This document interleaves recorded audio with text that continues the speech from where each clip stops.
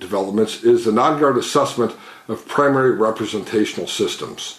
And it's essentially a 10-question quiz, and it's included with your notes with this course. If for some reason you're watching this video and you don't have the course, just grab a paper and pencil and you can follow along. This is also available at my website, subliminalscience.com. And so if for some reason you don't have a copy in front of you, don't worry about trying to write all these things down. It's available in those places. But what I want you to do is I want you to circle. It's a questionnaire with 10 questions, and you can answer either A, B, or C. And I want you to circle the response that is most likely, or would be most intense, or the initial or first response, or the unconscious response. Don't leave any of them blank. If you say, well, none of these fit, pick the one that is most likely to fit, or the first one that pops into your mind. Most people usually don't have that experience. Most people relate to at least one of the answers in each category. So here are the 10 questions, and just write down, A, B, or C, or circle A, B, or C for each one of these. Question 1, when you're injured, what is your immediate response? Is it to see the wound as if it's magnified? Is it B, to rehear the sound of the impact? Or C, is it to feel the sensation of change or pain? So the question is, when you're injured, what's your immediate response? To see the wound as if it's magnified? To hear the sound of impact or associate a sound with that wound? Or to see, immediately simply just feel and experience the sensation of pain or the impact? Question 2, what produces a more intense sexual response for you? A, erotic images. B, the sounds you associate with lovemaking. Or C, the feeling of skin touching skin, or the awareness of another person touching you. So question 2, what produces a more intense sexual response? A, erotic images. B, the sounds associated with lovemaking. C, the feeling of skin, touching skin, or the awareness of another person. Question 3, when you read something, do you A, see the images of what you are reading, almost as if you're watching a movie about what you're reading?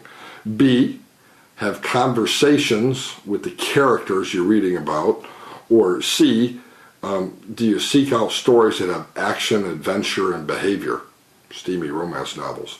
When you read, do you A, see images of what you're reading as if you're watching a movie of what you're reading? B, have conversations with the characters and dialogue with these characters in your own mind? Or C, do you not read very much, or do you seek out stories with action and behavior? Question 4, when you think, do you A, imagine your thoughts as a movie? B, hear yourself talking to yourself? Or C, are you easily distracted by external activity when you're trying to think or concentrate? So when you think, do you A, imagine your thoughts as if it was a movie?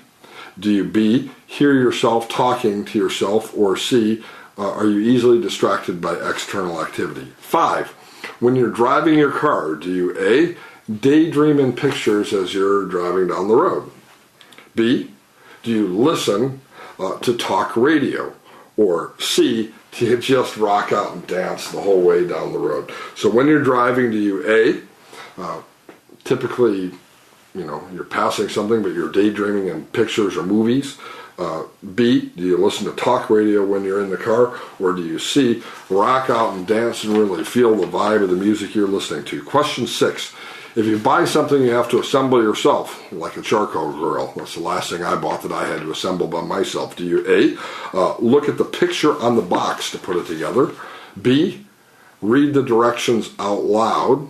Or C, just start building it and do it by trial and error? So if you have to assemble something, and assemble it yourself project, do you A, look at the picture on the box to figure it out? B, read the directions out loud to yourself? Or C, just start building it and see what happens? Question 7, when you spell a new or difficult word, do you A, visualize it on a blackboard? B, sound it out, or C, start writing it out. So if you have to spell a new or a difficult word, do you try to visualize it on a blackboard or some visual image? Do you sound it out, or do you start writing it out? Question 8. When you go to the movies or you watch TV, do you A, prefer rich scenery of distant places, movies with images of Ireland, unless of course you're watching this in Ireland, and then images of, the Sierra Nevada or Utah? Do you prefer rich scenery of distant and beautiful places? Or do you B, enjoy movies that are heavy in dialogue, like courtroom dramas? Or C, when you go to a movie or watch TV, do you simply get bored and wish you could go do something exciting? So when you go to movies or watch TV, do you A, prefer rich scenery of distant places, B, enjoy dialogue-heavy movies like courtroom dramas, or C, get bored and wish you could go do something cool? Number 9, when you have to give a speech or talk in front of other people, do you A, talk with your hands, B, hear yourself telling you what to say, or C, speak slower than all the rest of the people? When you have to give a speech or talk to other people, do you A, talk with your hands, B, hear yourself telling yourself what to say, or C, you tend to speak slower than all the other speakers or other people? And then question 10, when relating to other people, do you A, imagine them taller, fatter, further, closer, or different in some way? Or do you find yourself unusually drawn to the peculiar features of a new person? B, do you find it easy to follow stories, jokes, and conversations without feeling lost? Or C, do you move into them, feeling their energy? So when you're relating to a new person, is your natural inclination to notice the peculiarities in their features and to picture them in new and unique ways? Or is it easy to follow conversations, stories, and jokes without feeling lost? Or C, do you find yourself moving into them and really feeling their energy level? Now, chances are, in each of these questions, you may do all of these things. It's perfectly okay. Pick the one that most likely represents your first inclination or your strongest response.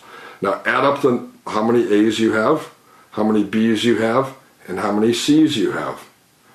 If you had 5 A's, 3 B's, and 2 C's, well then you're primarily a visual learner, because A's are visual. An auditory learner second, and a kinesthetic learner third. I meet people all the time, though, who may be 8 in kinesthetic, and 0 in visual, and 2 in auditory, or any combination thereof. But this little test, the Nongard Assessment of Primary Representational Systems, can be a real useful tool, especially when we haven't met somebody yet, especially in therapy or coaching or hypnosis. I can take this little quiz, and I can say to them, I'm going to be having you fill out some paperwork here, and I'm also going to give you a little quiz.